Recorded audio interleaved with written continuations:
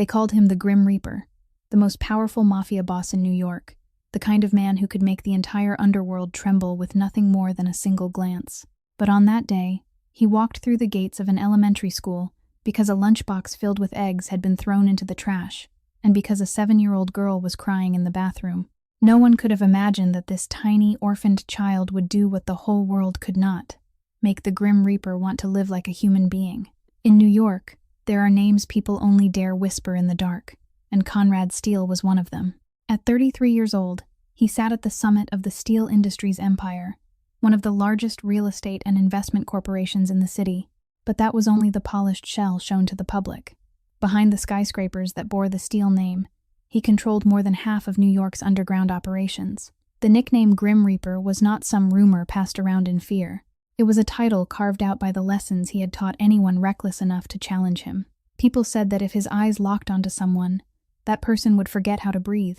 He had everything other men dreamed of: wealth beyond measure, power that made even politicians wary, and the fear of his enemies. But there was one thing he did not have, one thing his empire could never buy. Every morning, when he woke in the vast penthouse overlooking all of Manhattan, Conrad saw nothing but emptiness. No laughter, no warmth, no one waiting for him to come home. He had lived that way for 18 years, ever since the day his little sister closed her eyes in a hospital bed. From that moment on, his heart froze solid. His enemies feared him, his allies needed him, but no one, not a single soul, dared come close enough to call it love. But to understand this story, we do not begin in that luxurious penthouse. We begin somewhere else, only a few subway stops away from Manhattan, yet it felt like 1,000 worlds. A crumbling apartment in Brooklyn, where a young woman was waking at 5 o'clock in the morning in the cold of November, quietly preparing lunch for her 7-year-old niece. Two completely different worlds. On one side stood the height of power, on the other stood the depths of hardship. So what could possibly draw them together? The answer would begin with a lunchbox of eggs, and end with a miracle no one saw coming. If you want to know what happens next, please press like to support us. Share this story with those you love, who cherish deeply moving tales, and do not forget to subscribe to the channel so you won't miss the next episodes. The studio apartment, no more than 20 square meters, sat on the 5th floor of an aging building in the heart of Brooklyn, where the elevator had been broken since last summer, and the pipes groaned with rust whenever the weather turned cold. At 5 o'clock in the morning, while the whole city was still buried in darkness, Kira Lawson opened her eyes. She did not need an alarm clock because her body had long ago surrendered to the brutal rhythm of this life. The glow of the streetlights seeped through the frayed curtain, sketching faint ribbons of light across the peeling ceiling. Kira sat up, careful not to make a sound that might wake the little girl sleeping in the corner of the room. She was 26 years old, but her thin, angular face and the permanent shadows beneath her amber eyes made her look older than she truly was. They were the marks left by 3 years of constant exhaustion, by 14-hour shifts, by meals skipped so there would be enough money for milk and bread for Rosie. Kira moved quietly into the tiny kitchen corner, opened the refrigerator, and stared at the nearly empty hollow inside. The last 2 eggs rested alone on the shelf, beside half a carton of milk and a little leftover rice from the day before. She gently took the eggs out, lit the gas stove with its weak, flickering flame because the tank was almost empty, and began to cook. Her hands were roughened by carrying trays and washing dishes, marked with small cuts that had not yet healed from the delivery shift the night before. But when she arranged the rice and eggs inside the old plastic lunchbox, those same hands became strangely tender. She carefully shaped a smiling face with the fried egg and placed a few green pieces of vegetable for hair, just as she did every single day. The lunchbox had a purple butterfly on the lid. Kira had bought it from a second-hand shop for 50 cents. It was old and a little faded, but Rosie loved it because she had once said the butterfly's purple wings were the same color her aunt liked. It was only a child's innocent little remark, yet it was enough to make Kira keep that box like a treasure. A small rustle from the folding bed in the corner made Kira turn around. Rosie was sitting up now, her curly brown hair tousled from sleep, her wide brown eyes still heavy with drowsiness, yet already searching for her aunt at once. In her arms was Maple, a stuffed bear whose fabric had worn thin, with one ear torn and one eye missing for a long time now. But Rosie never let it go, because it was the only thing her mother had left behind before disappearing without a word. The little girl looked at Kira, and instead of saying good morning the way other children might, The first thing she asked was a question burdened with a worry far too heavy for 7 years old.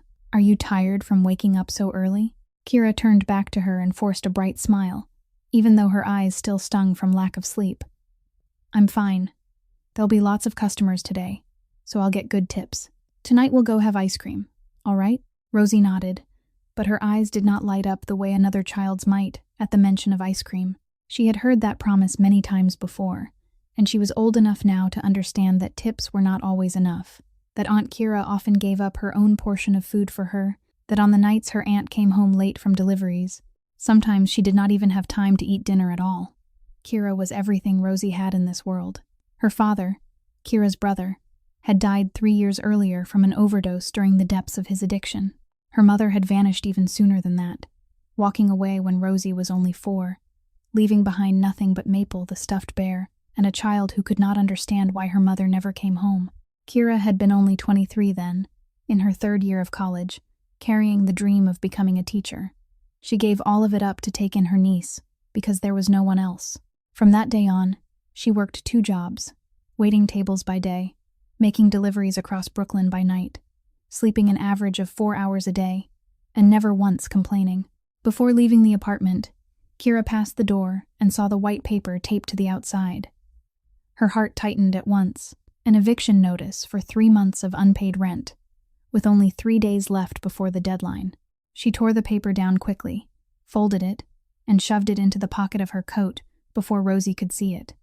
The little girl did not need one more thing to worry about.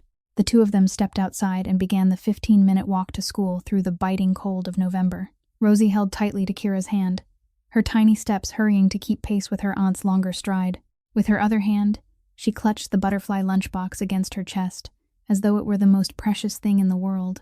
She was unusually quiet, not asking questions or telling little stories the way she usually did. Kira noticed, but she did not press. She knew something was happening to Rosie at school.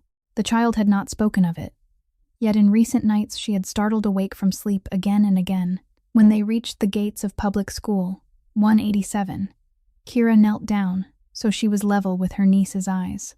She adjusted the coat that had already grown a little too tight on Rosie and smoothed the wild curls away from her face. "Make sure you eat all the rice I made for you, sweetheart. I'll pick you up at 4 o'clock. Rosie nodded, but then suddenly she threw herself into Kira's arms and held on so tightly that Kira could feel the small heart beating fast in her chest. Far too fast. The little girl whispered into her aunt's ear, her voice so soft it was as though she was afraid someone might hear. "I love you so much."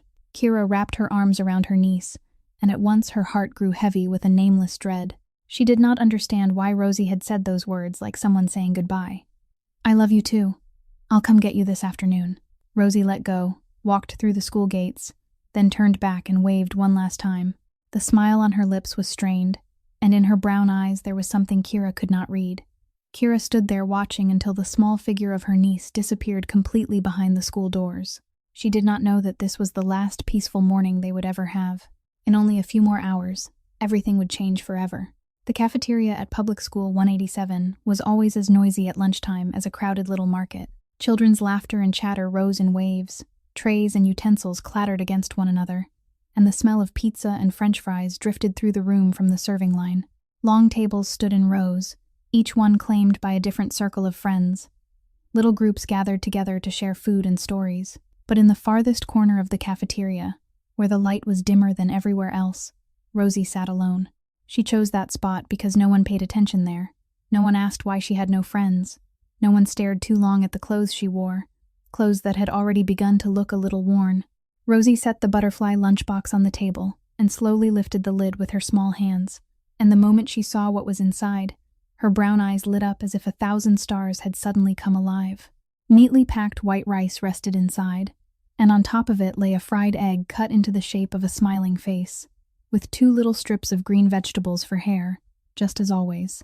Aunt Kira always knew how to make her happy, even with something as simple as a lunchbox.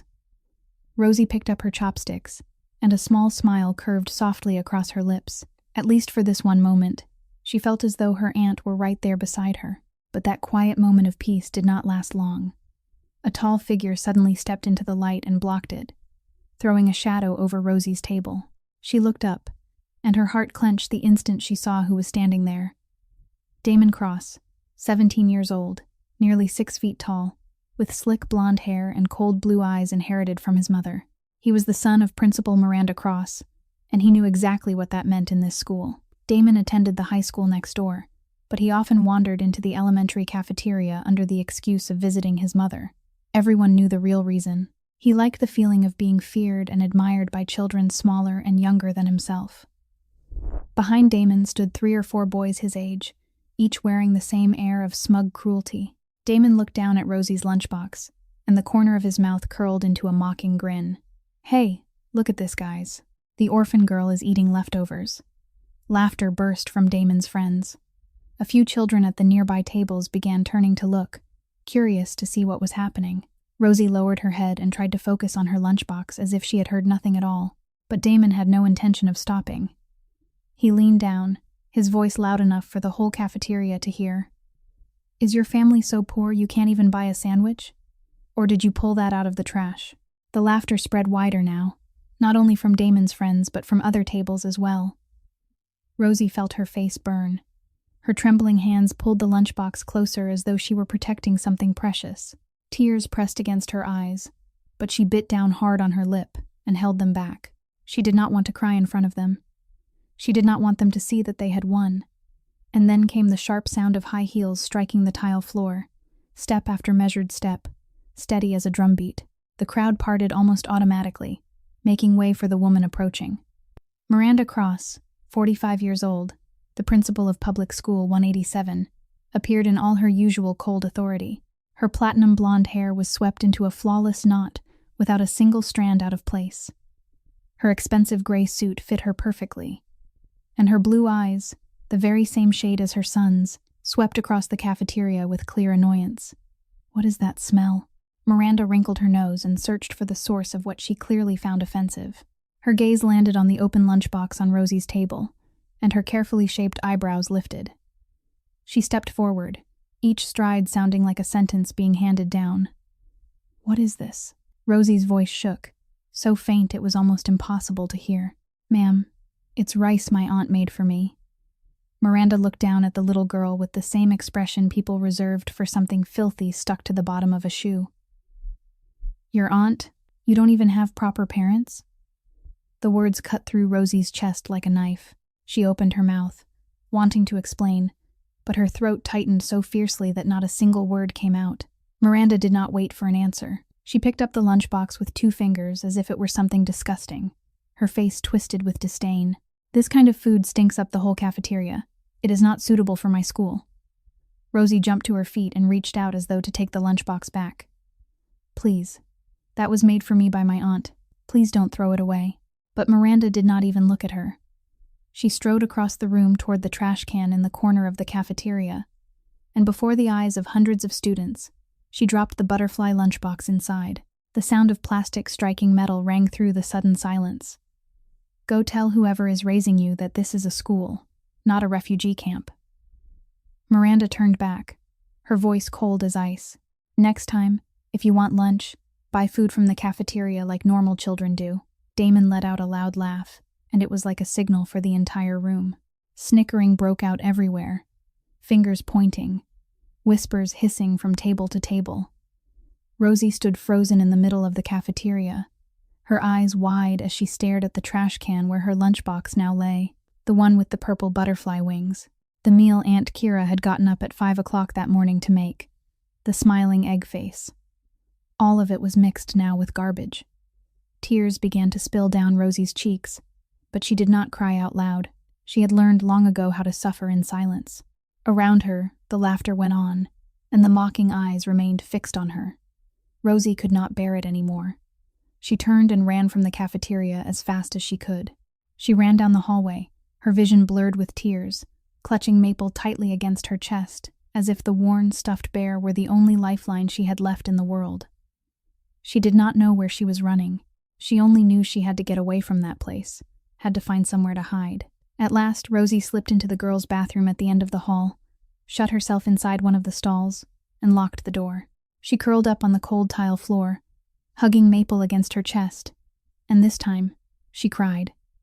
She cried without sound, only those choked, broken sobs that had nowhere to go. "Why does everybody hate me, Maple?" she whispered to the old stuffed bear. "I didn't do anything wrong." Miranda's words echoed inside her head like a curse. "You don't even have proper parents." Rosie thought about Aunt Kira, who woke up at 5 o'clock every morning even though she had only gotten home from deliveries at midnight the night before. She thought about the butterfly lunchbox now lying in the trash.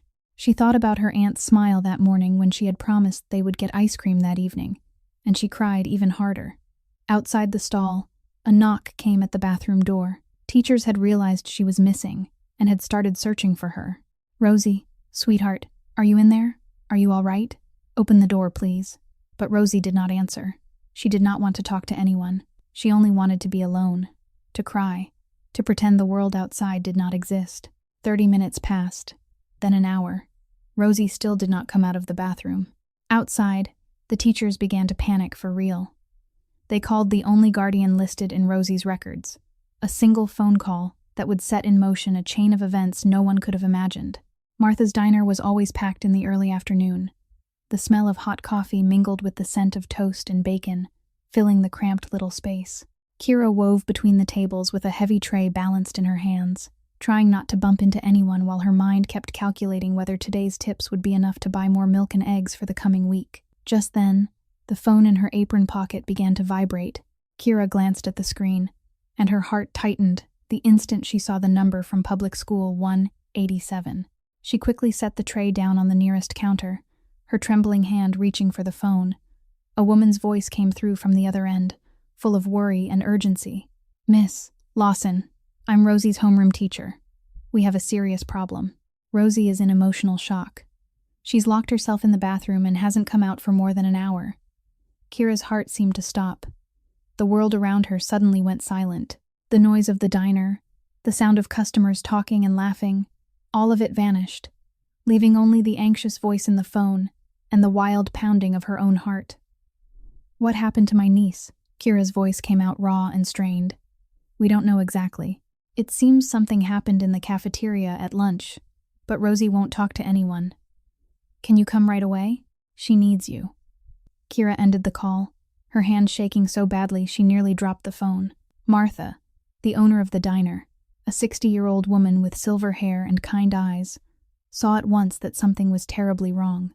She had treated Kira like a daughter from the day the young woman began working there 3 years earlier, and she knew very well that only Rosie could make Kira this frightened. "Go on, child," Martha said, her voice firm but warm. "I'll take care of things here. Your little girl needs you right now."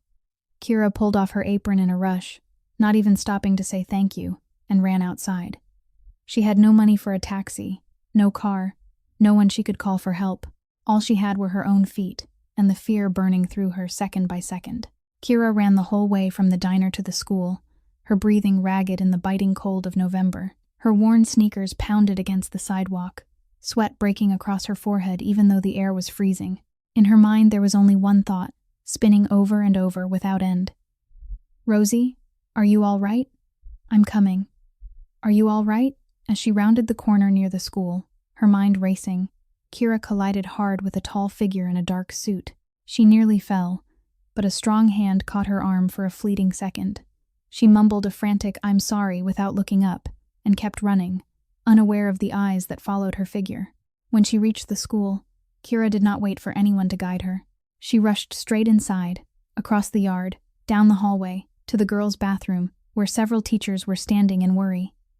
They stepped aside the moment they saw her.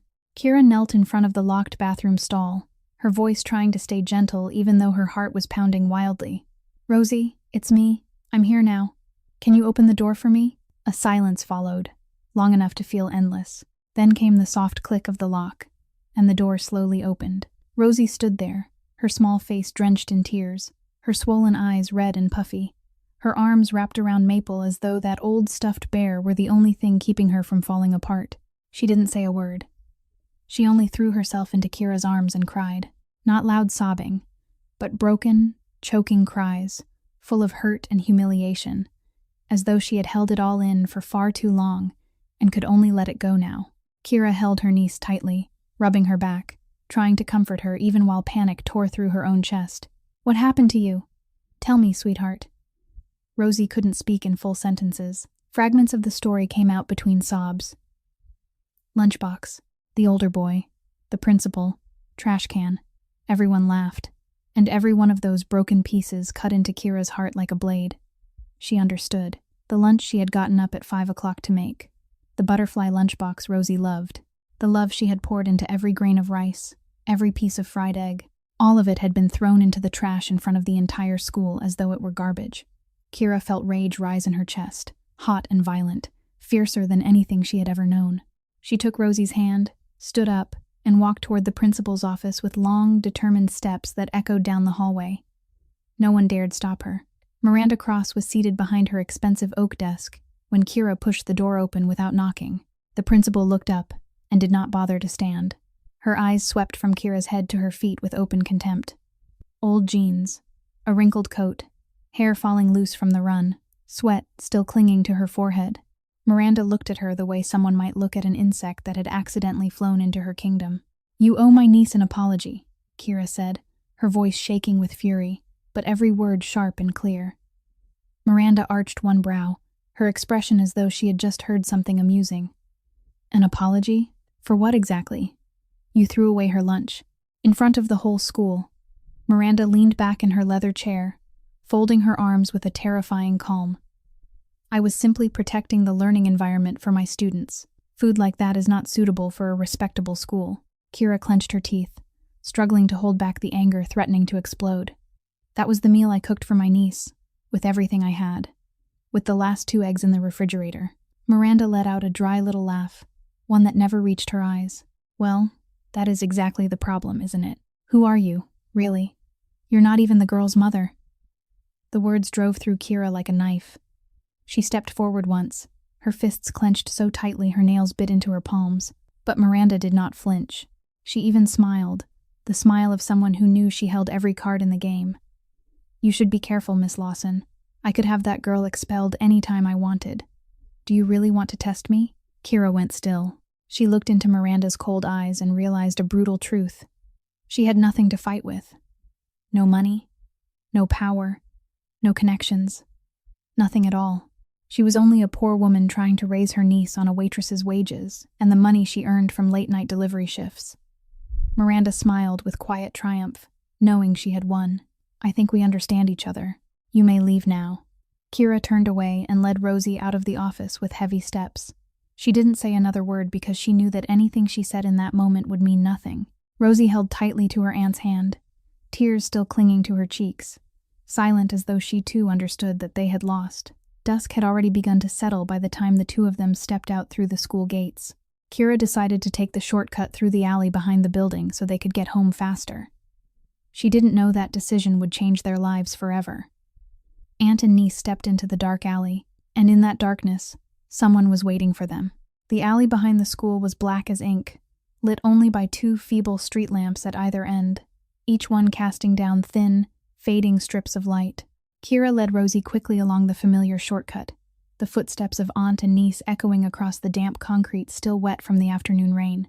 She wanted to get home as fast as possible, wanted to gather her little girl into her arms and tell her that everything would be all right, even though she herself did not believe it. But they had not made it even halfway through the alley when 3 figures stepped out from the darkness ahead and blocked their path. Kira stopped as though she had walked into an invisible wall, and instinctively, she moved Rosie behind her back. The weak light from the street lamp fell across the faces of the 3 men, and Kira's heart sank the moment she recognized them. They were the landlord's men, debt collectors she had been trying to avoid for the past 3 months. The one in front stepped forward first, his body broad as a wall, his wide grin exposing a row of yellow teeth. "Miss Lawson, right? It's been 3 months now. My boss has been very patient, but every kind of patience has its limit." Kira tried to keep her voice calm, even though her heart was hammering inside her chest. "I'll pay. Just give me more time. By the end of this month, I'll have the money." The man shook his head, a low, ugly chuckle rising from his throat. "More time? How many times have you said that already? My boss said if there's no money, then there had better be some other way to pay." He gave a signal, and the other 2 men began moving closer, closing in on aunt and niece from both sides. Rosie clutched Maple tightly and pressed herself against Kira's back, her tiny body trembling like a leaf in the wind. Tears spilled from her eyes again, but she tried not to make a sound because she did not want to make her aunt worry even more. Kira could feel every shiver running through the child's body through the thin fabric of her coat, and the anger rising inside her burned hotter than fear. She straightened her back and looked directly at the man in front. "You are not touching my niece." The man burst out laughing as though he had just heard the funniest joke of his life. "Oh, now that's brave. I like a woman with some nerve. But what exactly do you think you can do?" He took another step forward and lifted his hand, ready to grab Kira by the collar. But before his fingers could touch her, the sudden sound of a car engine rolled in from the mouth of the alley. Everyone turned at once. A gleaming black Maybach pulled to a stop at the entrance, its headlights flooding the narrow space with harsh white light like some enormous stage lamp. The car door opened, and a man stepped out. Tall, broad-shouldered, wearing a black suit tailored so perfectly it fit his powerful frame like a second skin. He walked into the alley with slow, steady steps that struck the concrete with quiet certainty. Conrad Steele had just finished taking care of business nearby and was on his way home, passing this alley entirely by chance. The streetlight touched his face, catching the hard, severe lines carved into it as though from stone, and the long scar that ran from his temple down across his left cheek made him even more unforgettable. But the most terrifying thing about him was his eyes, gray as steel, cold as winter metal, sharp as a blade. The man in front turned, ready to shout at whoever had dared interrupt his business. But the instant he saw clearly who had just entered the alley, all color drained from his face. His skin went pale as death. His eyes widened in horror. Mr. Steele?" His voice trembled, nothing like the arrogance it had carried only seconds before. The other two men recognized him too. They stumbled back as though they had just seen death itself take human form. And in a way, they had. At least in New York's underworld, Conrad Steele was a name people only dared whisper in the dark, a nightmare for anyone foolish enough to step into his territory without permission. Conrad did not move closer. He simply stood there a few paces away, yet his presence filled the alley like an invisible wall of pressure. His eyes swept over the three men with the same indifference one might give to insects. Then that gaze shifted and came to rest on Kira and Rosie. For one brief moment, something changed in Conrad's eyes when he saw the little girl. The unruly curls of brown hair, the wide brown eyes still wet with tears, the tiny hand clutching an old, torn, stuffed bear. An image flashed through his mind like lightning. Lily, his sister. She had worn her hair like that too. She had held a stuffed bear like that too, before that merciless illness stole her life 18 years ago. Conrad blinked once and forced the painful memory back down into the deepest place inside him. He looked again at the three men, and only a single word left his lips. Deep, cold, and absolute. Leave. Nothing more was needed. The three men did not dare speak, did not dare look back. They turned and ran like rats from a cat. The hurried sound of their footsteps echoed, and then vanished into the darkness, leaving the alley wrapped in a heavy silence. Kira stood frozen, holding Rosie tightly against her, her heart still pounding wildly. She looked at the man before her and suddenly realized he was the very same man she had accidentally collided with on the street earlier that afternoon while running to the school. Every instinct for survival inside her screamed that this man was far more dangerous than those three collectors put together, that she ought to run at once. But he had just saved them, and Rosie, astonishingly, was not afraid. The little girl lifted her face and looked at Conrad, with clear eyes still shining with tears, and with the innocence of a 7-year-old who knew nothing of the underworld, of power, of terrible names whispered in fear. She asked a question no one else in the world would ever have dared ask Conrad Steele. "Are you a good man or a bad man?" The question hung in the dark alley, simple and yet unbearably heavy. Conrad looked down at the child, and for the first time in many years, he did not know how to answer. Everyone knew who he was. Everyone knew the answer. But this child did not know. She only looked at him with those clear, curious eyes, waiting for an honest reply.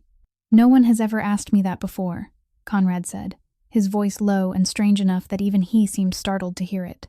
And for the first time in 18 years, the man they called the Grim Reaper did not know who he was. Conrad remained standing there in the dark alley, the headlights from the Maybach still shining behind him like some strange and unsettling halo. He looked at the aunt and niece before him, the thin woman holding the little girl tightly, both of them trembling, yet neither one running away. Then, without warning, He spoke, asking a question Kira had not expected at all. "How much do you owe?" Kira flinched, unable to understand why this stranger would care about such a thing. She lifted her chin and looked straight into his eyes, and though her body was still shaking with fear, her voice came out clear and proud. "I don't need anyone's charity." Conrad's mouth shifted slightly. Not quite a smile, though no longer entirely without feeling. It was the first time in a very long while that anyone had dared speak to him that way. Everyone bowed their heads before him, begged for mercy, or ran in fear. But this woman did not. She was poor, she was vulnerable, she had nothing in her hands except a little girl and her own self-respect. And still she would not bend. Conrad reached into the inner pocket of his suit jacket and drew out a black business card stamped with gleaming silver letters. "I don't give charity, I invest." He held the card out toward Kira. "Steele Industries. Conrad Steele, Chief Executive Officer. Come here if you need work. You'll repay what you owe with labor, not with anyone's pity." Kira looked at the card but did not reach out to take it. She did not know who this man was, did not know what Steele Industries was, only that every instinct inside her was crying out in warning. But Conrad did not force her. He stepped forward once, placed the card gently into her palm, then moved back again. "Think about it," he said, his voice low and empty of emotion. Then Conrad turned away and walked back toward the waiting Maybach. But before getting into the car, he stopped and glanced back one more time. He was not looking at Kira. He was looking at Rosie. The little girl was still watching him, her wide eyes still wet with tears, her small arms wrapped around the torn, stuffed bear, and there was not the slightest trace of fear in her gaze. A strange feeling rose in Conrad's chest, something warm, something he had believed had died 18 years ago. He blinked once, then climbed into the car. The Maybach glided away into the night, leaving the aunt and niece standing in the dark alley with the business card in their hands. Kira stood there for a long moment, watching the car disappear at the end of the street. Then she lowered her eyes to the card, her fingers brushing unconsciously over the shining silver letters. Rosie spoke at last, her soft little voice breaking the silence. "Auntie, he isn't a bad man." Kira looked down at her niece, surprised. "How do you know that?" Rosie tilted her head and thought for a moment, then answered with the strange wisdom of a 7-year-old child. "Because his eyes were very sad, the same way mine are when I miss Daddy." Kira said nothing. She did not know how to answer a statement like that. She only slipped the card quietly into her coat pocket and led Rosie home. The shabby apartment greeted them with its familiar darkness and biting cold. Kira reached for the light switch, and a dim yellow glow from the old bulb spilled over the tiny room. And then she saw it. A white piece of paper lying beneath the crack of the door. Kira bent down and picked it up, her heart sinking as she read the bold printed words. "Final notice. 3 days remain to pay the debt. If full payment is not made, the lease will be terminated, and the tenant must vacate the apartment immediately." Kira folded the paper and slipped it into her pocket before Rosie could see it. When she turned back, she saw that her niece had already climbed onto the bed, clutching Maple, her eyes drooping with exhaustion after a day that had been far too long and far too painful. Kira pulled the blanket over Rosie, then sat down beside the window. She took out the business card and studied it beneath the flickering streetlight outside. Steele Industries. Conrad Steele, Chief Executive Officer. She did not know who that man was. She did not know what his company did. She did not know why he had helped them. But she knew one thing. She had no other choice left. For 3 years, Kira had fought alone. She had refused every offer of help, refused to borrow, refused anything that might leave her indebted to someone else. She had believed she could handle it herself, believed that if she just tried a little harder, worked a little more, everything would somehow be all right. But today, when she had seen her niece crying in that bathroom, when she had stood powerless before Miranda Cross, when she had been backed against the wall by debt collectors, Kira had been forced to face a cruel truth. Pride could not feed Rosie. She looked out the window at the streetlight flickering weakly in the darkness. Then she looked back down at the business card in her hand and closed her fingers around it as though it were a lifeline. The next morning, Kira stood before Steele Tower in the heart of Manhattan. The glass skyscraper rose impossibly high, as if it were trying to touch the sky itself, its shining surface throwing back the brilliance of the morning sun. She stared up at it and felt smaller than she ever had in her life. This was an entirely different world, millions of light years away from the dark alley of the night before, and Kira was about to step into it. Kira stood before the revolving glass doors of Steele Tower, her feet feeling as though they had been nailed to the sidewalk. She looked down at herself and saw just how out of place she was in a place like this. The old jeans had gone pale at the knees. The coat with the worn shoulders had come from a second-hand shop 2 years earlier, and the white sneakers had long since turned yellow with time. Around her, men and women in expensive suits moved past like rivers that never stopped flowing, and not one of them spared her even a second glance. To them, she did not exist. Kira drew in a deep breath, thought of Rosie at Martha's home with Mrs. Martha, watching over her, thought of the eviction notice with only 3 days left, then pushed through the door and stepped inside. The lobby of Steele Tower stretched wide before her like another world. The white marble floor gleamed so brightly Kira could see her own reflection in it. Crystal chandeliers hung high overhead, scattering light in every direction, and the cool air from the central system carried an expensive fragrance she could not even name. Everything was polished, costly, and utterly foreign. Kira felt like a stain on a perfect painting, like an intruder no one had invited, but she did not turn back. She walked to the reception desk, where a young woman in an elegant uniform sat waiting. Kira held out the black business card with its silver lettering. The receptionist looked Kira up and down with open suspicion, the kind of look Kira knew all too well. But the instant her eyes fell on the card, everything changed in a heartbeat. The color seemed to drain from the young woman's face, and her eyes widened in surprise. "Please wait 1 moment." Her voice trembled as she picked up the phone and said something very quickly and very softly. Then she set the receiver down, stood up, and her whole manner had changed. She was so respectful now that Kira felt uncomfortable. "Please come with me." They went down a private corridor to an elevator Kira had never seen anywhere before. Inside the mirrored steel cabin there was only one button, marked with 2 letters, PH, penthouse. The receptionist swiped a card, pressed the button, then stepped back out, leaving Kira alone inside. The elevator doors closed, and Kira stood there staring at her reflection in the mirrored walls around her. She looked small, lost, and afraid. But then she thought of Rosie, of her niece's smile, of the promise she had made to protect that little girl at any cost. And the fear in her eyes slowly gave way to determination. The elevator doors opened, and Kira stepped into a space that stole her breath. Conrad Steele's penthouse office occupied the entire top floor of the tower.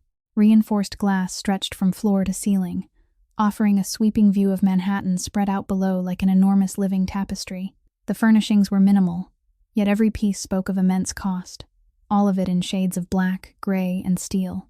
There was not a single painting on the walls, not one photograph on the desk, not one personal trace anywhere.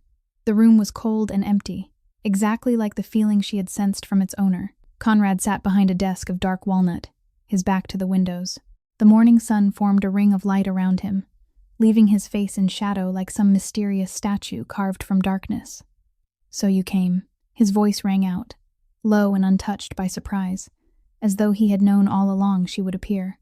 Kira stood straight, trying to keep her own voice steady. "You said you had a job for me." Conrad turned the chair to face her. At last the light fell across his face, the scar along his temple, the eyes hard as steel, unreadable and without expression. He spoke only one word: "Sit." Kira lowered herself into the chair across from him, her back straight, her hands resting in her lap, trying not to show even the smallest sign of fear. Conrad studied her for a long moment with those sharp gray eyes, as though measuring every smallest detail. Then he pushed a folder across the desk toward her. "Personal assistant. The salary is 5 times what you're earning now. Full medical insurance for both you and your niece. An apartment will be provided." Kira opened the folder, saw the numbers in the contract, and felt her heart begin to race. It was enough to pay every debt, enough to give Rosie a better life, enough to escape the miserable apartment and the men who kept coming to collect. But she knew nothing in this world came without a price. And what do I give in return? Conrad looked straight into her eyes, and Kira felt as though he could see all the way through her. Absolute loyalty. And silence. Silence about what? About everything you see and everything you hear while working for me. Kira understood. She would be stepping into the underworld, even if only from the outermost edge of it. She would witness things ordinary people were never meant to know, and she would have to stay silent about all of it. She sat in silence for a moment, weighing it. Then she nodded. "I agree." Conrad showed no sign of satisfaction, nor any sign of disappointment. He simply gave a small nod, as though everything had unfolded exactly according to a script he had written long before. Then he added something else, and for the first time his voice carried a different shade. "What school does your niece attend?" Kira frowned, surprised, unable to understand why he would ask that. "Rosie? Public School 187. Why?" Conrad did not answer right away. His eyes stayed fixed on her. "Tell me about the lunchbox." And Kira told him. She told him about Miranda Cross, about Damon, about the butterfly lunchbox being thrown into the trash before the eyes of the whole school, about Rosie crying alone in the bathroom for more than an hour. She tried to keep her voice calm, but her hands tightened around the arms of the chair until her knuckles turned white. Conrad listened without interrupting, without asking a single question, his face still cold as ice. But Kira noticed one small detail. His hand rested on the desk, and it was clenched so tightly the veins stood out sharply beneath the skin. When she finished, Conrad was silent for a long time. The room sank into a heavy stillness. Then he spoke, and his voice was lower and colder than any she had heard from him before. "I understand. What are you going to do?" Kira asked, but Conrad gave no answer. "You start tomorrow. West will show you everything you need to know." He turned his chair back toward the window, and Kira understood that the conversation was over. She left Steele Tower with the contract in her hands, and a single question circling in her mind. What did he mean by "I understand"? She did not know that the answer would come the very next day, right in the middle of the cafeteria at Public School 187. At lunchtime the next day, Public School 187 was as noisy as ever. Children laughed and chatted, trays and utensils clattered together, and the smell of food from the serving counter drifted through the cafeteria. Everything was unfolding as usual, except for one thing. Rosie sat alone at her familiar corner table, but there was nothing in front of her. No lunchbox, no food, nothing at all. She did not dare bring lunch with her anymore, because the fear from the day before was still there, still pressing down on her small shoulders like a weight too heavy to bear. She simply sat in silence, staring at the empty tabletop, trying to make herself invisible. Then a ripple of whispers began to spread from the cafeteria entrance. The children who had been eating suddenly paused, and heads started turning toward the windows that looked out over the schoolyard. Outside, a convoy of gleaming black cars had come to a stop in front of the school gates. 3 Maybachs stood in a line like an escort detail, the sunlight flashing across their black paint and making them look like predators waiting to strike. The school security guard hurried out, his face full of alarm, unsure what to do. Then the middle car door opened. Conrad Steele stepped out. He wore a perfectly tailored black suit without a single crease, with a black shirt beneath it and no tie, leaving the collar open enough to reveal the edge of a tattoo underneath. Behind him, a tall man with a face as cold as stone stepped out of the car behind his. West, Conrad's most trusted bodyguard, was carrying a lunchbox in his hand. Conrad walked straight through the school gates, as though this place belonged to him. The guard started to step in front of him. But the moment he met those eyes, he moved aside at once, pale and barely daring to breathe. Teachers standing along the hallway watched him pass and whispered among themselves, yet none of them dared speak aloud. There was something about this man that made everyone retreat on instinct. Conrad did not look at anyone. His steps were steady as he moved straight toward the cafeteria. The cafeteria doors opened, and Conrad Steele walked in. Every sound in the room died in an instant, as though someone had pressed a mute button over the entire space. Hundreds of eyes turned toward the tall man in the black suit standing in the doorway. No one knew who he was, but everyone could feel the terrifying power radiating from his presence. Conrad paid no attention to those stares. His eyes swept across the cafeteria, searching, and then that gaze stopped at the farthest corner table, where a little girl with curly brown hair sat alone. He walked toward her, each footstep echoing in the suffocating silence. Rosie looked up when she sensed someone approaching, and her eyes widened when she recognized the man from the dark alley the night before. There was no fear in her face, only surprise and a little curiosity. Conrad stopped in front of her table. He gave a signal to West, and the bodyguard immediately stepped forward and handed him the lunchbox. Conrad took it, then gently placed it in front of Rosie. The carefully prepared lunchbox, exactly like the one from that painful day, sat before her. Rosie looked at the lunchbox, then slowly opened the lid, and when she saw what was inside, her eyes lit up at once. White rice had been neatly packed inside, and on top of it lay a fried egg cut into the shape of a smiling face. exactly the way Aunt Kira always made it. She looked up at Conrad and gave him the first smile she had shown in so many days of sadness. "Did you make this for me?" Conrad did not answer in words.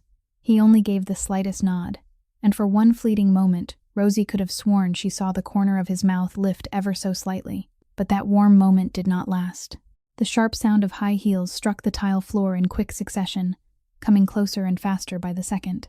Miranda Cross stormed in, her face flushed red with anger, her platinum blonde hair still pinned up in its perfect style, but her eyes burning as though they might spit fire. "Who are you? What gives you the right to barge into my school?" She stopped a few steps away from Conrad, her chest rising and falling with outrage, utterly unaware of who she was confronting. Conrad turned slowly, and when those eyes locked onto Miranda, she froze where she stood as though someone had dumped a bucket of ice water over her. Conrad did not raise his voice, but in the silent cafeteria every word landed as clearly as a bell. "Yesterday, you threw this child's lunch into the trash." Miranda opened her mouth to say something, but Conrad gave her no chance. "You called her an orphan. You said the person raising her was unfit. You humiliated a 7-year-old child in front of the entire school. I was only doing my duty." Miranda tried to recover her composure, but her voice had already begun to shake. "I am the principal of this school, and I have the right." "Do you know who I am?" Conrad cut in, his voice colder than ever. Miranda looked more carefully at the man before her, the scar running from his temple to his cheek, the sharp gray eyes, and then she saw the silver ring on his finger, engraved with a black eagle, the symbol of the Steele family. The color drained from her face in an instant. Steele. Conrad Steele. The name her husband, a lawyer who worked with Manhattan's elite, always spoke in fearful whispers. The name people only dared say in darkness, where no one else could hear. Mr. Steele, I did not know." Conrad stepped closer by one pace, and Miranda recoiled as though death itself had just approached her. "I am the man who will make you lose everything, from this principal's chair to the house you live in, if you dare touch this little girl one more time. You don't have the right to threaten me." Miranda tried to say it, but her voice shook so badly the words sounded more like a plea than defiance. "The right?" Conrad tilted his head, his eyes empty of all feeling. "Would you like to test what rights I have?" Miranda did not dare say another word. She stood there, white as paper, her knees seeming ready to give way beneath her. Conrad stepped back, and his voice rang out across the silent cafeteria. "Now you owe this little girl an apology. Publicly. In front of everyone who witnessed you humiliate her yesterday." Miranda looked around. Hundreds of eyes were fixed on her. Students, teachers, staff, all of them silent and waiting. She swallowed hard, then slowly turned toward Rosie. "I'm sorry." Her voice was so faint, it was nearly impossible to hear. "Louder. And look into her eyes when you say it." Conrad's order came without the slightest softness. Miranda bent down, looked straight into Rosie's wide brown eyes, and this time her trembling voice was loud enough for the whole cafeteria to hear. "I am sorry for throwing away your lunchbox. I was wrong." Damon stood beside his mother, his face drained of color, not daring to breathe too loudly, not daring to look at anyone. Conrad gave a small nod, then turned back to Rosie for one final glance. He said nothing. He only inclined his head slightly, a silent farewell. Then he turned away and walked out of the cafeteria, with West following behind him. The black cars glided away, leaving behind a school wrapped in stunned silence.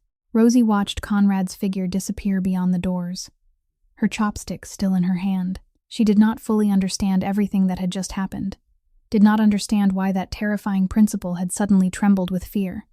But she knew one thing. Mr. Steele was not a bad man. He was a good man. In the days after what happened in the cafeteria, Rosie's life changed in a way she never could have imagined. No one dared bully her anymore. Not a single mocking word. Not one contemptuous glance. No one brave enough to come near her with cruel intentions. But at the same time, no one dared befriend her either. Rumors spread through the school like wildfire. "That girl has protection from the underworld. Stay away from her. Don't get involved with her." The students avoided Rosie the way people avoid a contagious illness. Teachers looked at her differently too, with eyes full of curiosity and unease. Rosie still sat alone at her usual corner table in the cafeteria, but this time her loneliness came from the fear of others rather than their contempt. She did not understand that difference. To a 7-year-old child, Loneliness was still loneliness, no matter the reason behind it. One day, Rosie was sitting alone on a stone bench in the schoolyard during recess. She held Maple in her arms and watched the other children playing in the distance, not daring to go near them. Damon walked by with his group of high school friends, the same familiar faces always trailing him like shadows. He stopped when he saw Rosie, his eyes resting on her for a brief moment. "Come on," one of his friends urged, his voice uneasy. "You don't want anything to do with that girl. After what happened, everybody knows she's got someone powerful behind her." Damon turned and followed his friends. But before disappearing around the corner of the hallway, he looked back at Rosie one more time. There was no contempt in his eyes now. Rosie did not know what it was. Maybe regret, maybe shame, maybe something more complicated than a 7-year-old child could understand. She noticed that look, but she said nothing. Miranda Cross was still the principal of the school, but she had changed completely. She no longer appeared in the cafeteria at lunchtime. Whenever she happened to see Rosie in the hallway, she immediately turned her face the other way as though the little girl were a ghost. Damon told his friends that his mother had spent that whole night on the phone with his father, her voice shaking with a fear he had never seen in her before. Steele. Just that name alone was enough to make the entire Cross family live as though trapped inside a nightmare. At Steele Tower, Kira began the first working day of her new life. Everything felt unfamiliar and overwhelming. The new apartment was 5 times larger than the miserable studio in Brooklyn. Rosie had her own room. There was a full kitchen. There were windows overlooking clean streets instead of a dark alley. The job as Conrad Steele's personal assistant was not easy, but it was not impossibly difficult either. Kira organized meeting schedules, managed documents, and most importantly of all, kept silent. She saw another side of Conrad. Tense meetings with men whose faces looked dangerous. Cold phone calls delivered in a voice that gave orders without emotion. Decisions she was not permitted to understand and not permitted to remember. West, the tall bodyguard with the face of carved stone, had instructed her from the very first day. She only needed to do her job well. Do not ask. Do not be curious. Do not remember. And above all, do not tell anyone. Kira understood. She was standing at the edge of the underworld, looking inside without belonging to it, and she accepted that, for Rosie, for a better life, for the future she wanted to give her niece. But she began to notice something else as well. Conrad often asked about Rosie. Not grand questions, just small ones woven into the middle of busy workdays. Is she going to school regularly? Has anyone bothered her again? What does she like to eat? The questions came every day, as though Rosie had become a quiet part of his schedule. Kira did not understand why a man as powerful as Conrad would care about a 7-year-old orphan girl he had met only a few times. But she did not ask.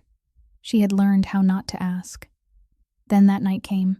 Rosie suddenly developed a high fever in the middle of the night, her little body burning like live coals, her lips dry and cracked, her eyelids drooping with exhaustion.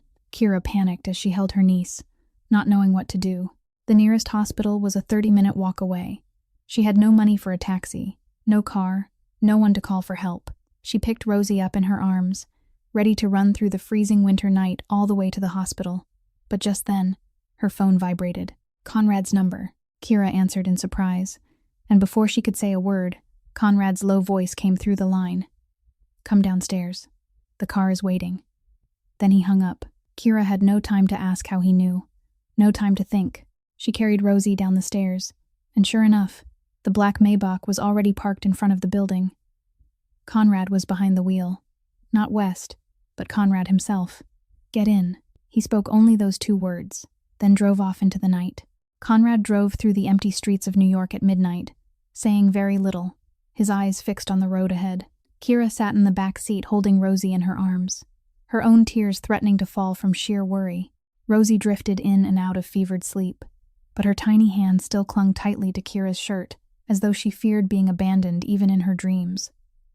When they reached the hospital, Conrad did not hesitate.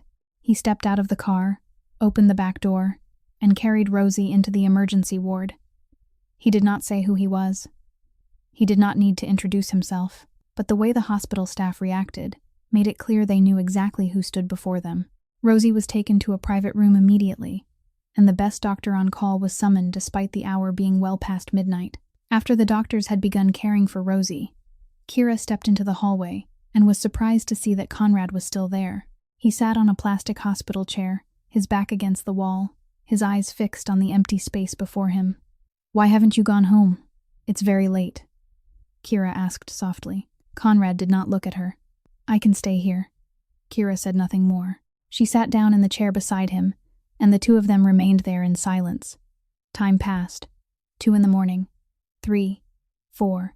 Conrad still sat there, unmoving, his eyes fixed on the distance as though he were seeing something Kira could not see. At last, Kira broke the silence. "Why do you care about Rosie this much?" Conrad was silent for a long while. Kira thought he would not answer. But then his low voice came at last, distant and pained in a way she had never heard before. "I once had a sister." Kira did not ask another question. She understood what once had meant. She understood the grief hidden beneath that voice. And in that long night, the two of them sat side by side in silence.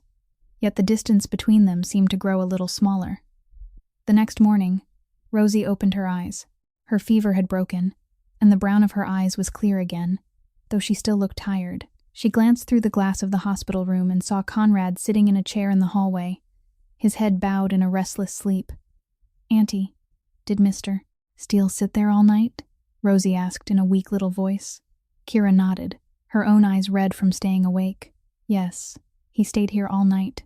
Rosie smiled, a frail smile, but a warm one. "He really is kind." Then she waved toward the glass and called out to Conrad. He startled awake, his eyes still clouded with exhaustion.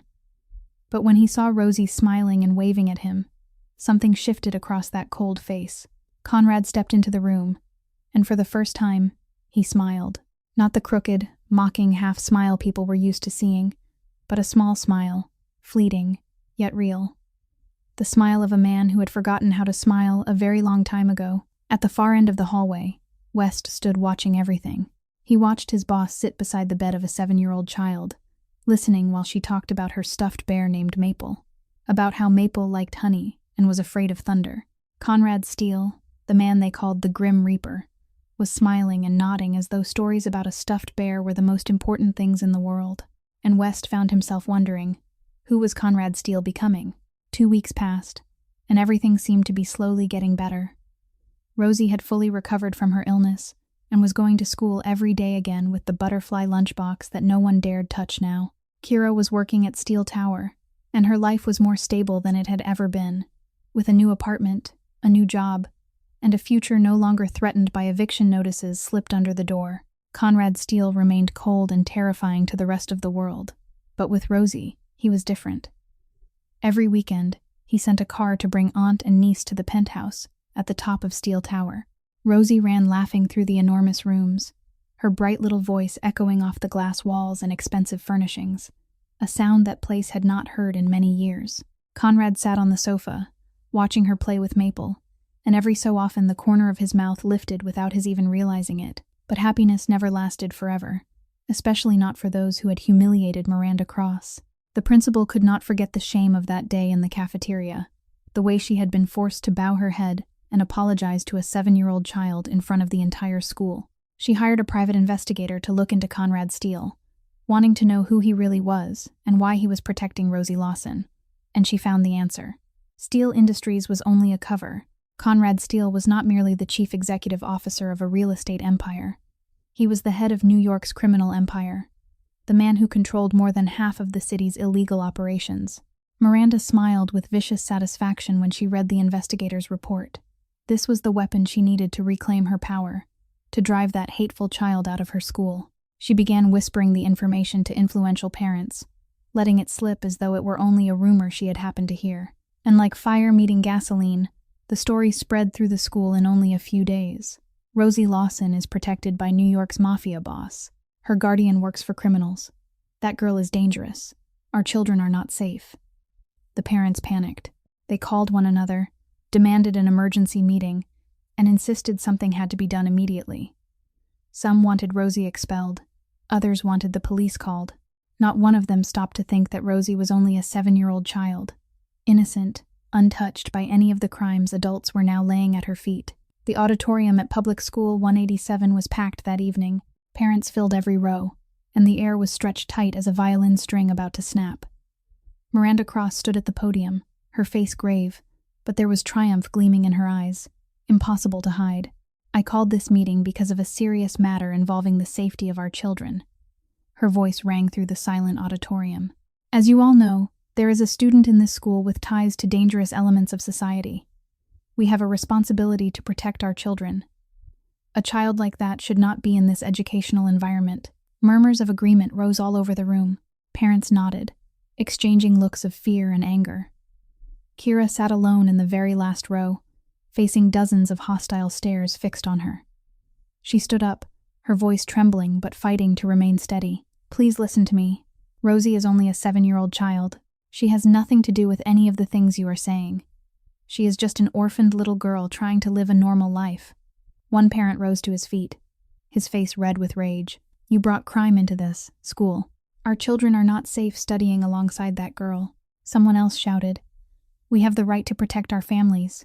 You and your niece should leave this place." Kira struggled to hold on to her composure even while she was breaking apart inside. "Rosie has done nothing wrong. She is only a child. Please, give her a chance." Miranda cut her off, her voice cold as ice. "A chance? So your niece can bring even more dangerous protectors into this school?" Mocking laughter broke out across the auditorium. Kira stood there, alone in a sea of hostile people, not knowing what else to do. Then she heard the auditorium door open. She turned, and her heart shattered. Rosie was standing in the doorway, her wide brown eyes open in shock, tears streaming down her cheeks. She had heard everything. She had heard the adults calling her a danger, heard them demanding that she be cast out, heard them speaking of her as though she were some disease that needed to be removed. Rosie ran to Kira and threw her arms around her aunt, her small body shaking. "Auntie, did I do something wrong?" Her voice was thick with tears. "Why does everyone hate me and you?" Kira dropped to her knees and gathered her niece into her arms, tears spilling down her own face as well. She did not know how to answer. She did not know how to explain the cruelty of the adult world to a 7-year-old child. Around them, eyes stared on without a trace of mercy.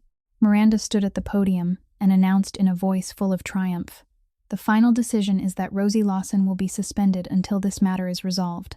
No one objected. Kira led Rosie out of the auditorium, her heart full of humiliation and fury. The two of them walked into the cold night, unaware that in the darkness outside the school, a black Maybach sat waiting in silence. Conrad sat inside the car, his phone held to his ear, listening as West reported everything happening inside. His hand clenched so tightly around the phone that it let out a faint cracking sound, as though it might shatter. West asked over the line, his voice low and ready, "Do you want me to handle it, boss? The principal? Or the parents, too?" Conrad was silent for a long time. His eyes looked through the car window, where Kira and Rosie were walking home in the cold night, their small figures gradually disappearing around the corner. "No." At last he spoke, his voice low and strange. "I don't want the little girl to think I'm a monster." West fell silent for a moment, surprised. In all his years working for Conrad, this was the first time he had heard his boss refuse to deal with someone. Conrad stared out into the darkness beyond the car. He asked himself a question he had never asked before. Can I still change? Or has the darkness seeped too deep into my bones to ever be washed away? 3 days later, the school's end-of-year performance would take place. Rosie was still allowed to participate because the play had already been arranged, and Miranda could not change things at the last minute without causing trouble. That was the only condition she had been forced to accept. Conrad made his decision. He would attend that performance, not to threaten anyone, not to display his power, but simply to be there, for Rosie.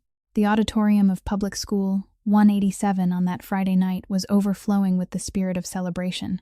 The stage had been lavishly decorated in a Christmas theme, with a paper tree nearly 6 feet tall at the center, white foam snowflakes hanging high above, and hundreds of tiny blinking lights forming a glittering sky of stars. Parents filled every seat below, phones and cameras already poised to capture the moment their children would shine on stage. Kira sat alone in the very last row. No one wanted to sit beside her.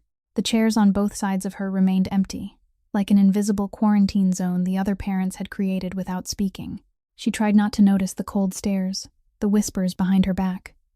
She kept her eyes fixed only on the stage, where Rosie would soon appear. Conrad arrived later than everyone else. He slipped in through the back door and stood in the shadows at the rear of the auditorium where no one would notice him. He did not want to cause any disturbance, did not want his presence to affect Rosie's performance in any way. He only wanted to be there, quietly watching her from a distance. The play began with the familiar Christmas story. Children dressed as angels, snowmen, and reindeer stepped onto the stage, singing well-loved carols in clear, innocent voices. Rosie appeared in the role of a Christmas tree, the smallest part in the whole production, standing at the edge of the stage like part of the scenery itself. She wore a handmade green costume and a little hat shaped like a golden star. Even though hers was the faintest, most forgettable role, Rosie was smiling brightly. She was happy simply to be on the stage, happy because Aunt Kira was sitting below watching her, happy because for once in her life, she too got to be part of something beautiful. Kira looked at her niece, her eyes stinging with emotion. Every so often, Rosie turned toward the back row and gave her aunt a tiny wave, and Kira waved back, forcing her brightest smile even though her heart was still heavy from everything that had happened at the parents' meeting. Conrad stood in the darkness, his eyes never leaving the little girl on the stage. His gaze was warm and gentle in a way no one but he would ever know, and painful in a way only he could understand. The sight of that small child in her Christmas tree costume reminded him of Lily, his sister, who had once stood on a school stage in a play he never came to see because he had been busy with work. He had missed that performance, and 3 days later Lily was admitted to the hospital for the last time. The play unfolded smoothly. The children sang and danced and spoke their lines, and the applause of parents rose after every scene. Rosie stood quietly in her role as the Christmas tree, and from time to time she turned toward Kira and waved. Everything was perfect, until it was no longer perfect. A sudden sharp pop echoed from the prop room behind the stage, an electrical short. At first, no one paid attention. The play continued, but then smoke began to rise, thin at first like drifting mist, yet growing thicker by the second. A teacher backstage cried out in panic. "Fire! There's a fire! Everyone get out now!" Chaos exploded in an instant. Parents screamed, jumped to their feet, and surged toward the exits. Chairs crashed over with a clatter. People shoved one another in blind panic, and children's terrified cries filled the hall. On the stage, the little ones froze in fear, not knowing where to run. Teachers tried to guide them out through the side doors, but the smoke thickened by the second, spilling from backstage onto the stage like a monster swallowing everything in its path. Rosie was on the left side of the stage when the smoke burst through, far from the group of children being evacuated. She became separated from everyone else, unable to find the way out in the dense gray wall closing around her. The smoke stung her eyes. Rosie coughed violently, stumbling through the darkness, tears streaming down her face. She tried to call for her aunt, but her throat closed in the smoke. Then she heard crying ahead of her, the voice of a boy. "Somebody help me. I fell. My leg hurts so much. Please help me." Rosie squinted through the smoke and saw Damon lying on the floor. He had tripped while trying to escape, and his leg was trapped beneath a fallen wooden beam. He could not stand. His face was twisted with pain and terror, tears running freely down his cheeks. Nothing like the arrogant boy he had always been. Rosie looked at Damon and remembered everything. He had bullied her. He had laughed when his mother threw her lunchbox into the trash. He had called her the orphan beggar girl. She had every reason to leave him there. But then she remembered the look in his eyes that day in the schoolyard, the regret she had glimpsed before he turned away. And Rosie did not think another moment. She ran to him. "Try to get up. We'll get out together," she shouted, her voice raw from the smoke. She desperately tried to clear the smaller debris around him, her tiny hands trembling.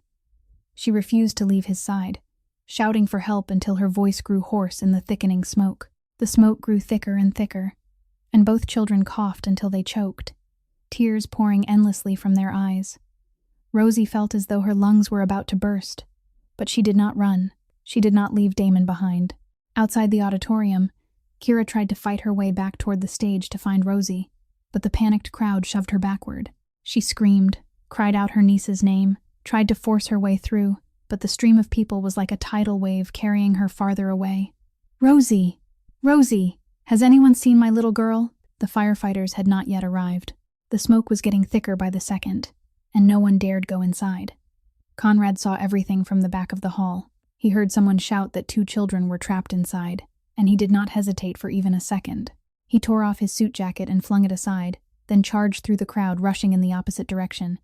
West shouted after him, panic in his voice. "Boss, stop! Let me go!" But Conrad had already plunged into the sea of smoke without looking back. Inside was hell. Thick black smoke, burning heat. Every breath felt like swallowing fire into his lungs. Conrad lowered himself and moved toward the sound of children coughing. He found Rosie and Damon in the wing near the side stage. Rosie was using her tiny body to shield Damon, like a living barrier against the poisonous smoke. Rosie looked up when she heard footsteps, her brown eyes red and raw from the smoke. Yet there was not the slightest trace of fear when she saw Conrad. "Mr. Steele!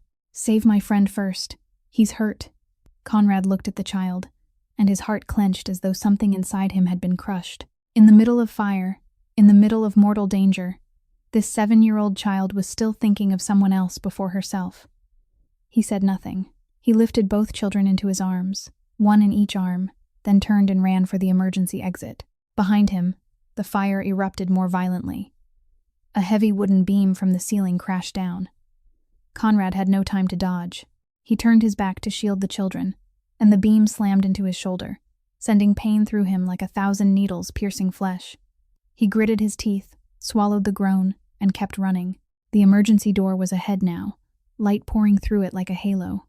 Conrad burst outside just as a section of the ceiling collapsed behind him, with a roar that shook the night. He fell hard onto the cold ground, the 2 children tumbling down beside him, but safe. He lay there on the frozen earth, his back burning with pain, his breathing ragged, staring up at the star-strewn sky above. Rosie crawled over to him, her little face smeared with ash, tears streaming down her cheeks. "Mr. Steele, are you hurt?" "Please don't be hurt." Around them were the sounds of fire engines, screams, sobbing, confusion, chaos.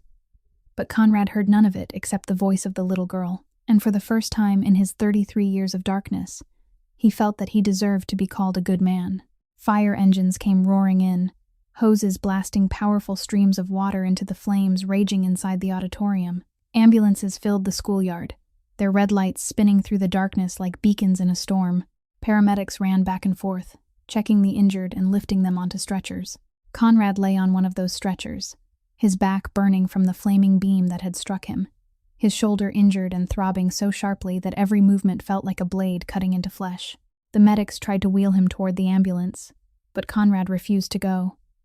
He turned his head, his eyes searching through the chaos, his voice rough from smoke inhalation. "Where are the 2 children? Are they hurt?" One of the paramedics answered quickly, trying to calm him. "They're all right, sir. Both of them are safe because of you. Now please let us take you to the hospital." But Conrad still was not satisfied.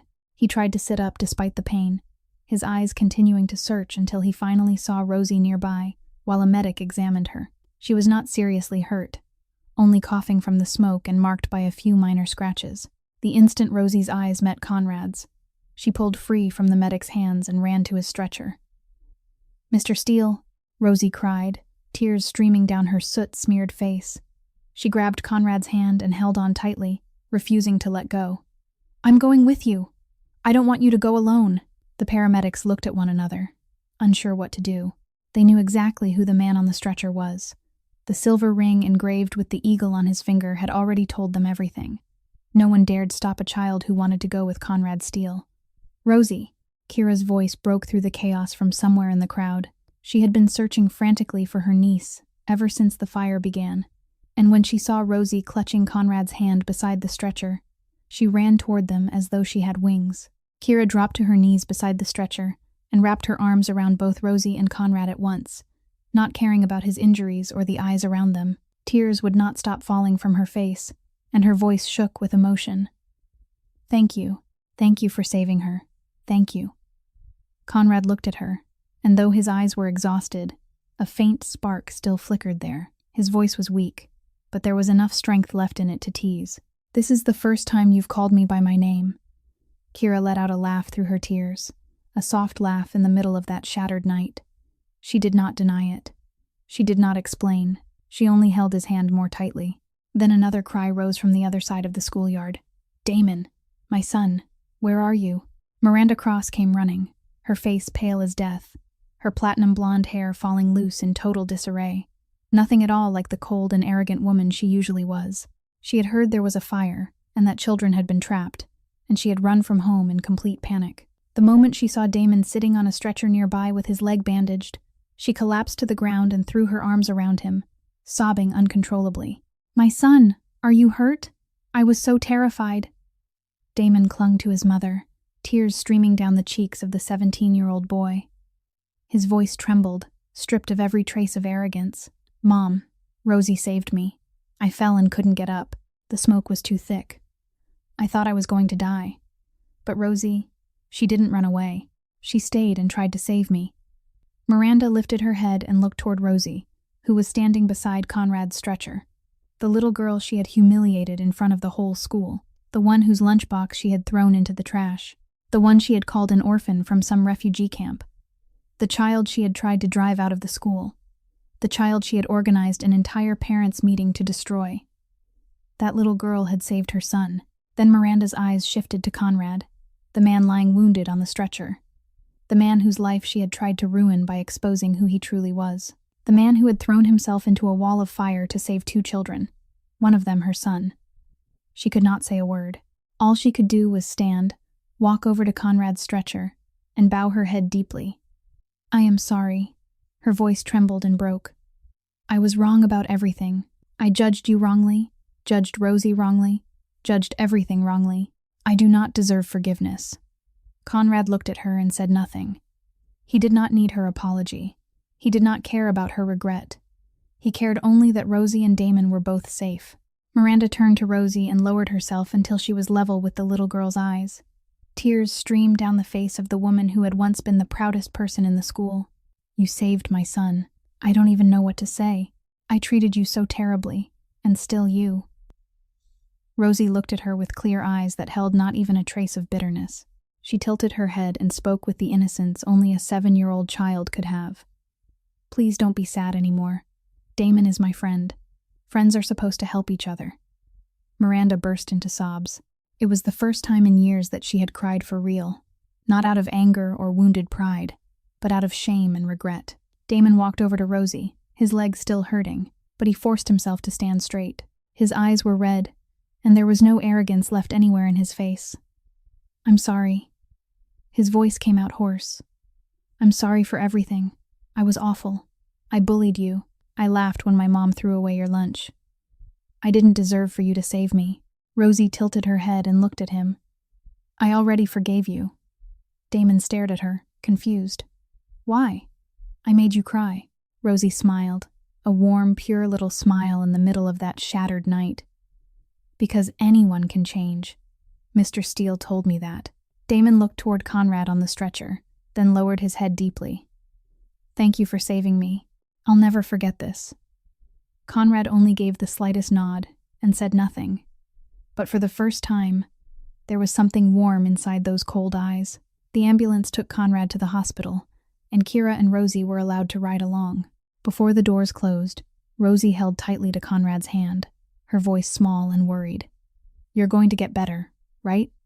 Promise me." Conrad looked at her and gave her a faint smile, the kind of smile no one who worked for him had ever seen.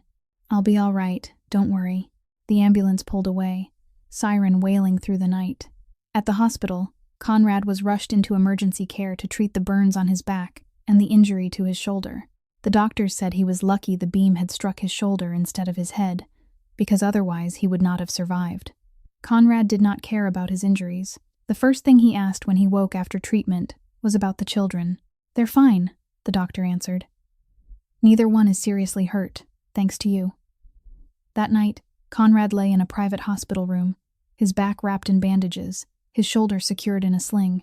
The room was quiet except for the steady rhythm of the monitors. Kira sat in the chair beside the bed, while Rosie slept curled against her lap, exhausted after a long night filled with terror and upheaval. Conrad looked at the two of them, and something strange rose in his chest. This was what he had lost 18 years ago, the warmth of having people beside him, the feeling of belonging somewhere in the world. Kira whispered, afraid of waking Rosie. "You could have died in there." Conrad looked up at the ceiling, his voice low. "I know. Then why did you still go in?" Conrad was silent for a long time. Then he answered, his voice distant and full of pain. Because I didn't want to lose anyone else. Kira understood. He was speaking about his sister, about Lily, about the grief he had carried for 18 years. She placed her hand over his and spoke softly, but with certainty. You didn't lose anyone. We're still here, and we're not going anywhere. Conrad looked at her, then at Rosie, sleeping peacefully against her. A warmth spread through his chest, something he had thought was gone forever. Thank you, he said, his voice low and more sincere than almost any words he had ever spoken. Outside the hospital window, dawn was beginning to break. A new day was coming, and perhaps a new life as well. 3 months passed after the night of the fire, and everything had changed in ways no one could have imagined. Conrad Steele still sat at the summit of the Steele Industries empire, still the name that made New York's underworld tremble. But he had begun to change. Little by little, he stepped back from the violent side of his world, handing it over to trusted subordinates, while focusing more of his energy on the lawful face of his empire. More importantly, he founded a charity for orphaned children called the Lily Foundation, named after the little sister he had lost 18 years before. Kira became the director of the foundation, a role far better suited to her than being a personal assistant. At last, she was doing what she loved, helping children like Rosie, children who had no parents and needed love and care more than anything else. Rosie returned to public school 187 and was no longer suspended. Miranda Cross personally offered a public apology before the entire school in a special assembly, admitting every one of her mistakes, and then resigned as principal immediately afterward. She left behind the school she had once treated like her own kingdom, leaving with it a costly lesson about arrogance and prejudice. As for Damon, he became Rosie's protector. The 17-year-old boy who had once bullied her was now the first one to step forward, if anyone dared say a cruel word about her. He often came by the elementary school during recess, not to flaunt power the way he had before, but to make sure Rosie was all right. And Rosie, at last, had friends. The other children were no longer afraid of her. They no longer avoided her as though she carried some terrible disease. They began coming closer, talking to her, playing with her during recess. Rosie still kept Maple, but now she had more things to hold in her heart. Real friends, real laughter, a real childhood. That Christmas Eve, the penthouse at the top of Steele Tower did not host a glittering party for the upper class as it had in years past. There were no false faces, no polite smiles, no conversations about power and money. There were only 5 people: Conrad, Kira, Rosie, West, and Martha, who had been invited as part of the family. The room that had once been cold and empty now glowed with warmth. A Christmas tree sparkling in the corner, a steady fire burning in the hearth, and the rich, comforting smell of food drifting from the kitchen. Beyond the glass walls, snow fell in thick white silence over Manhattan, covering the city like a vast blanket. On the dining table, there was no extravagant feast from the most expensive restaurants in the city. There was only fried egg with rice, the simple meal Rosie loved, the meal Aunt Kira had always made in the mornings. But this time, the one who had cooked it was Conrad Steele. He stood at the table with a serious expression, looking as though he were reporting on $1 million deal. I burned it twice, but by the 3rd time, it turned out fine. Rosie grinned from ear to ear, her eyes glowing. You made it just like Aunt Kira. It tastes exactly like hers. West stood in the corner of the room, watching his boss wearing an apron, with traces of egg still on his hands, explaining the process of cooking fried egg and rice to a 7-year-old child. He shook his head, the corner of his mouth lifting in one of his rare smiles. I've worked for him for years, and I never thought I'd live to see something like this. Martha sat beside Kira, holding the young woman's hand the way she had for 3 years, loving her like a daughter. Her eyes were bright with joy and emotion. You deserve happiness, sweetheart. You and Rosie both do. Kira smiled, her own eyes burning with tears. She looked around the room, at Rosie laughing with delight, at Conrad listening while the little girl told him about Maple, at Wes trying to keep a serious face while failing to hide his smile, at Martha quietly wiping away tears of happiness. This was her family. After dinner, Rosie opened her Christmas gifts.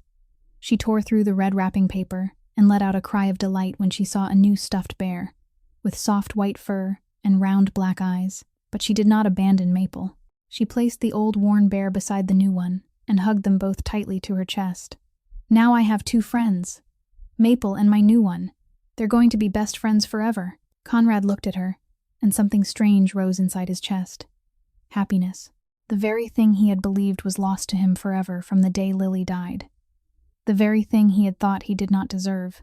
And yet it was here, in this room, in the laughter of a 7-year-old girl, in the eyes of the woman standing by the window watching the snow fall. Kira stood by the glass, looking out over Manhattan covered in white.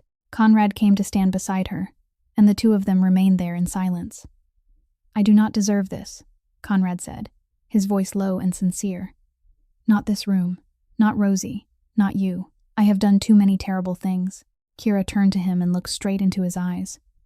She placed her hand over his chest, feeling the steady beat of his heart beneath her palm. "Let other people decide that. You do not need to condemn yourself." Conrad held her gaze, his voice quieter now. "Then what is your decision?"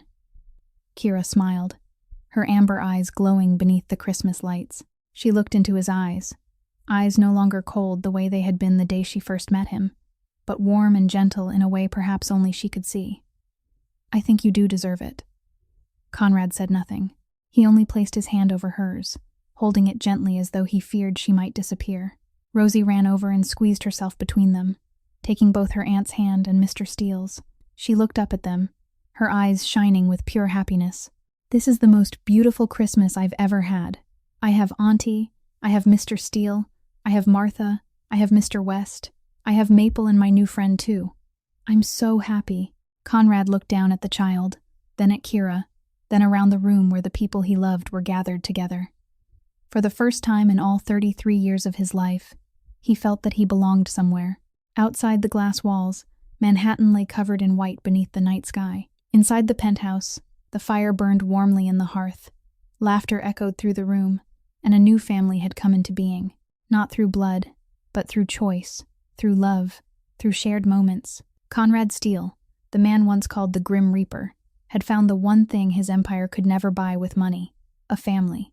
They had once called him darkness, but darkness does not vanish on its own. It is healed by the light of those who dare to believe, and sometimes the one who saves you is the smallest of all. Thank you for staying with this story until the very last moment. How did this story make you feel? Please share your thoughts in the comments below. We would truly love to hear what is in your heart. If you enjoyed this video, don't forget to press the like button, share it with your friends and loved ones, and most importantly, subscribe to the channel and turn on the bell so you won't miss new moving stories every day. We wish all of you watching this video good health, a joyful life, and peace in every day ahead. Thank you so much. Goodbye, and we will see you again in the next video.